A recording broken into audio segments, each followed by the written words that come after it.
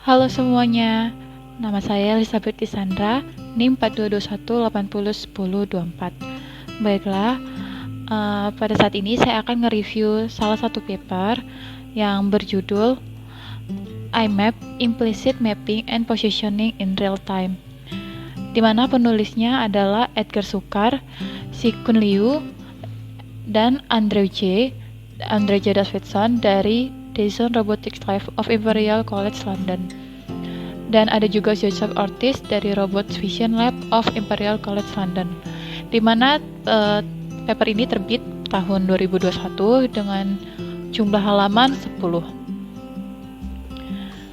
Baiklah, adapun pada penelitian ini membahas mengenai multilayer perceptron atau MLP yang dapat berfungsi sebagai satu-satunya representasi pemandangan dalam sistem SLAM real time untuk kamera RGB di genggam.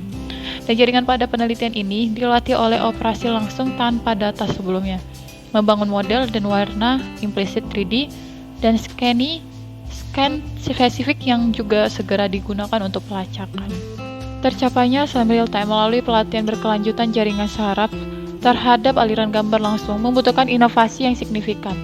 Algoritma IMAP pada penelitian ini menggunakan struktur keyframe dan aliran komputasi multipemrosesan dengan pengambilan sampel pixel yang dipandu informasi dinamis untuk kecepatan dengan pelacakan pada 10 Hz dan pembaruan peta global pada 2 Hz.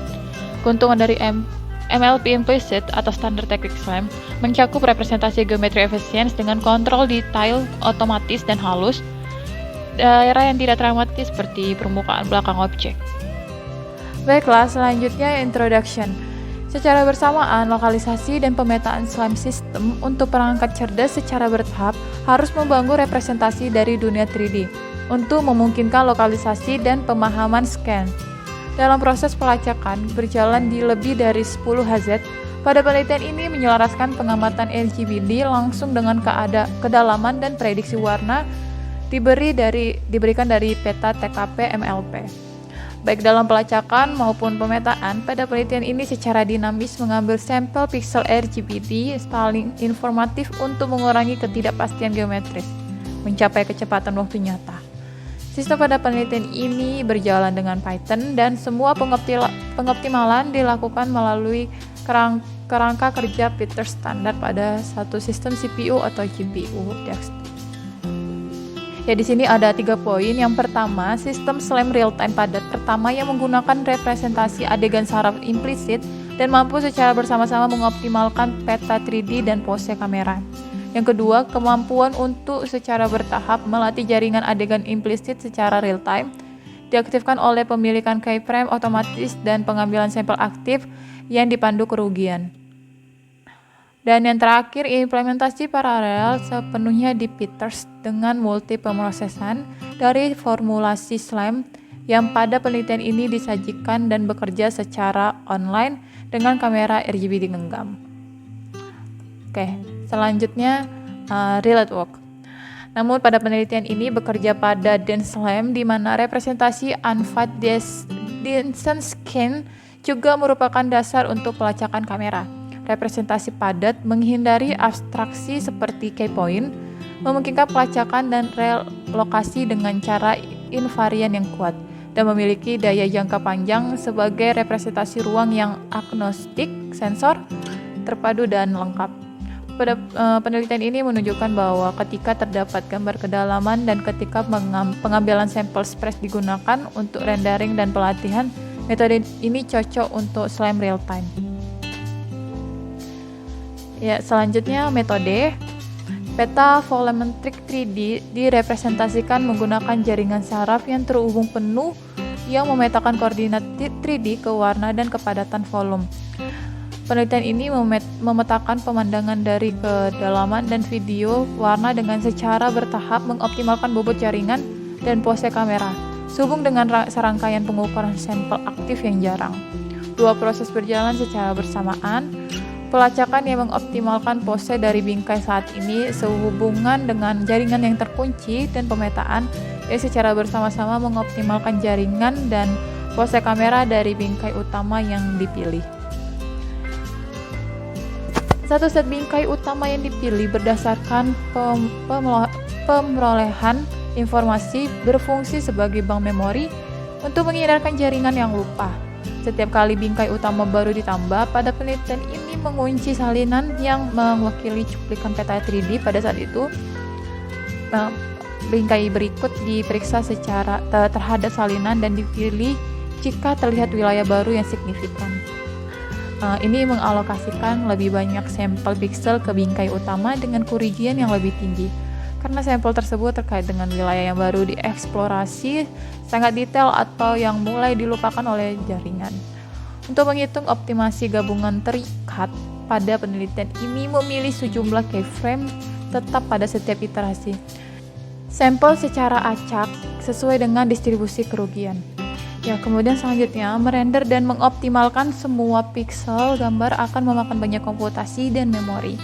Penelitian ini memanfaatkan keteraturan gambar untuk merender dan mengoptimalkan hanya untuk kumpulan piksel acak yang sangat jarang, 200 per gambar, pada setiap iterasinya.